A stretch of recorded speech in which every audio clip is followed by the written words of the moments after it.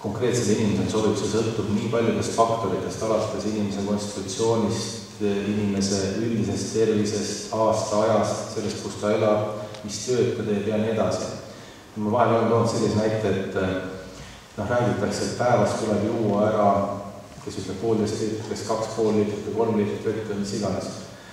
Et kui võtame 2 inimest, üks, kes töötab klaasisulastustehases, teine, kes töötab külmhoones, et ühele sellest 2 liitrist ei piisa, teisele üle sellest. Et me ei saa anda selliseid konkreetseid soovitusi, mis sobiks kõigile inimestele. Et toitumine, sobilik toitumine on hästi individuaalne ja see on väga lihtsalt reeglid, et selleks ei pea õppima väga spetsiifilisi või omandama spetsiifilisi teadmist toitumist, et lihtne reegel on see, et kui inimene peale söömist tunneb ennast energilisemana kui enne, siis see toit sobis talle, kui ta on väsinud, rohigunud õuet ebamugavast tunne, siis see toit ei sobinud talle. Et me võime siin rääkida, kui kasulik on üks dieet või teine dieet, aga lõppkokkuvõttes see, mis määrab ära asja sobivuse, on inimese enda keha. Ja see võib olla täna üks toit, homme teine toit ja see on individuaalne. Hinnameditsiin paneb vist suurt rõhku ka seega tulele. Jah, seedimise tuleks, hiinlased nimetavad selleks õrna-jangenergiat. Nad mõtlevad tegelikult selle all kõhunäärme seediensüüme. Ja nad nimetavad selle seedimise tuleks ja öeldakse, et nii kaua, kui seedimise tuli on tugev, kui töötab hästi, nii kaua vahet ei ole, kui raske inimene on, või inimene on haigus, et kui raske haigus on, et alati prognoos on hea. Ja kui seedimise tuli on nõrk, vahet ei ole, kui kerge haigus, prognoos on halb. Ja nüüd selle seedimise tule seisukohast üks hästi tähtis faktor on see, kes on Hiinas käinud, teavad, et hiinlased külma vett eriti ei joo. Et neil on, kui te rongiga sõidate, siis mingi aeg tagant rongis käib alati keegi tädikene, kes toob kuuma vett sulle, saad on väiksest termosesse panna. Asja mõte ongi see, et temperatuurid, külmad, toidud ja söögid kustutavad selle seedimise tuld. Kui me füsioloogiliselt selle läheme, siis tähendab seda, et kui me joome midagi külma, siis külm joob meile mahku ja maos olevad ensüümid ja fermendid töötavad ainult kehatemperatuuril. Nii kaua, kui see maos on külm vesi, nad ei saa tööle hakata, nad ei saa seedima hakata. Ja inimesed nimetavad seda siis selleks, et see mis soojeneb seda, et see ongi see seedimise tuli. Ja kui me nüüd igapäevaselt kogu aeg jääd ette külmas ja asju sööme, siis kustutame seedimise tulle ära, ta õrnaks. Ja lõppkokkuvõte on see, et põrnal või siis kõhunäärme hiinameditsiiniga on palju rohkem funktsioone kui ainult siis endokriin või eksokriin organ ehk seediensüümi või insuliini tootmine on, ütleme, üks funktsioon on energiat toota, see tähendab seda, et me toidust saame energia kätte ja kui see funktsioon on häiritud, siis me oleme pidevalt väsinud, me oleme peale söömist uimased, unised. Teine funktsioon, ütleme see seedimise funktsioon väljendab peale selles, et tekib kõhulahtisus või vastupidi kõhuvinnisus, et soolestik ei tööta korralikult. Siis üks, mis on väga tähtis, on palju funktsioone, kõik ei jõua täna läbi võtta, aga on tähtis niiskuse ümbertöötamine. Et kehal on vaja niiskust, aga kui niiskust on liiga palju, siis sellest tekivad probleemid. Ja kui me sööme, või ütleme, kui me joome palju külma vett, kui me sööme väga palju toortoitu on hiinameditsiinil ka innolemusel, mis toob niiskust palju kehasse, siis ühel hetkel see niiskus hakkab kogunema ja see on immuunsuse seisukohast väga tähtis. Et see niiskus on abstraktne mõiste, see ei ole see, et meil kuskil kirguks seda niiskust välja või pigistame, et siis tuleb välja. Et see on abstraktne mõiste, mis võib väljendada selliste sümptomitena nagu väikestel lastel, näiteks adenoidide tekke.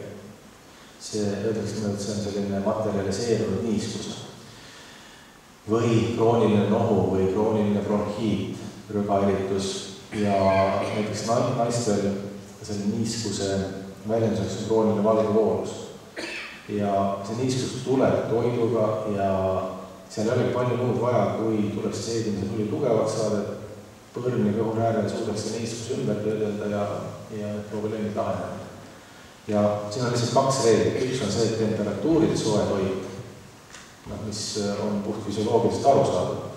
Ja teine on see, et skain, mis hästi palju seedimise tuld aitab tugevdada ningre. Et see on üks põhjus, miks inimesed toidu tegemise ningreid hästi palju kasutavad.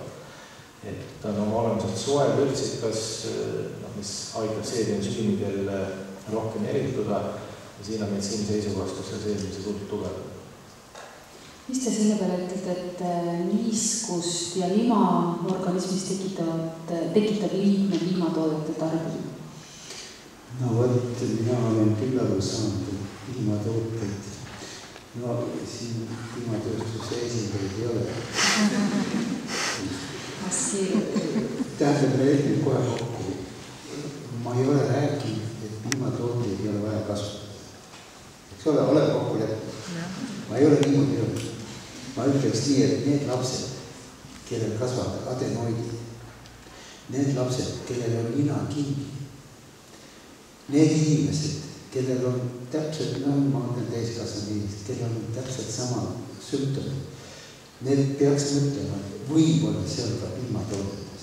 Ma tean väga paljusid juhtumeid, kus inimesed on ära jätnud oma lastele kõik piimatooted ja neil on nina korda läinud ja uued adenoidid ei ole ka kasvanud. Nii et kahjuks on niimoodi. Ma üldiselt, kas ma võin ma tahaks nii palju ütelda, et me peame aru saama, mis on meiega juhtunud. Teate, kui me võtame 1000 aastat tagasi, kui palju Eesti talupõlg sõi toitusi? Umbes. Palju. 10-15 maksimum, eks ole. Oli põllumajandus. Öelge 100 aastat tagasi palju ta sõi. Umbes sama. Tegelikult kõik see virvarr meiega hakkab ju peale viimased 50-70 aastat. Ja mis on juhtunud? On juhtunud see, et kardinaalselt on muutunud toidu hulk, mida me kasvatame, see, mida me kasutame. Ta on nii plahvatuslikult suurenenud, et see on võrreldamatu, mis oli 5-70 aastat tagasi.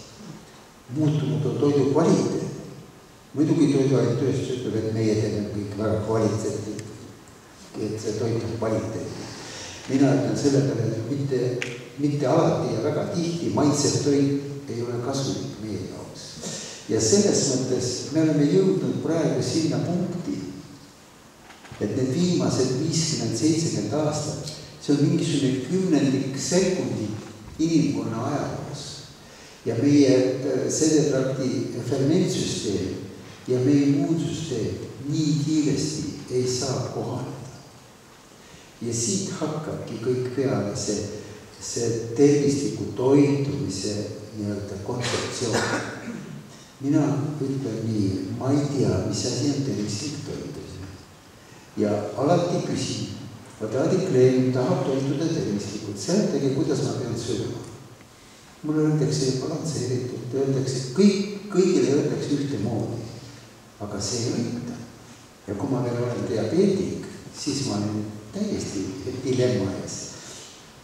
Ja selles mõttes äriliselt mina esinda ühtegi äriühingut praegu. Ma räägin oma isikliku arvamusele. Äriliselt on tervisliku toitumise kontseptsioon väga kasulik. Sellepärast, et ma ei kujuta ette, mida teeks meie ajakirjad, meie ajalehed, kui oleks sellist terminit nagu tervislik toitumine. Võtke lahti ükskõik, mis on ajakirjad, viimased 2-3 lehekülge tervislikust toitumist. Ainukesi on see niimoodi, et kui üks ajakiri kirjutab jooge kohvi aitab teil väga nii-öelda tõsta vererõhk, kui teil on vererõhk madal. Teine ajakiri ütleb, et kohvi on väga hea, kuna see, kes joob kohvi, temale tekib äkki. Ja niimoodi seinast seina tuleb meil info iga päev. Ja sellest me ei tea tegelikult, mis asi on tegelikult tervislik toitumine. Ja siit, kui me hakkame siit nii-öelda lähenema, siis nagu kolleeg ütles praegu, tõepoolest me peame hakkama mõtlema, et kuidas me sööme, et me tunneme ennast kergesti. Te vaadake, mõnedes kultuurides süüakse selliselt, et süüakse borši, siis võetakse ette liha, kartuliga, souski, kapsava ja siis pannakse veel arbuus otsa. See on umbes nii-öelda noaga kõhtu lööb. Muide, ees on jõud. Ja ma tahaks kõigile ütelda, et elus võib kõike teha, ainult ei tohi vahele jääda, nagu öeldakse. Aga tuleb jõud ka, kui tõesti on kombeks süüa, siis võib ka neid toitusid süüa, ainult et siis peab tegema vahet sisse. Ja tõesti seda laustoitmise süsteemi võiks ju kasutada. Inimene saaks ennast väga hästi aidata.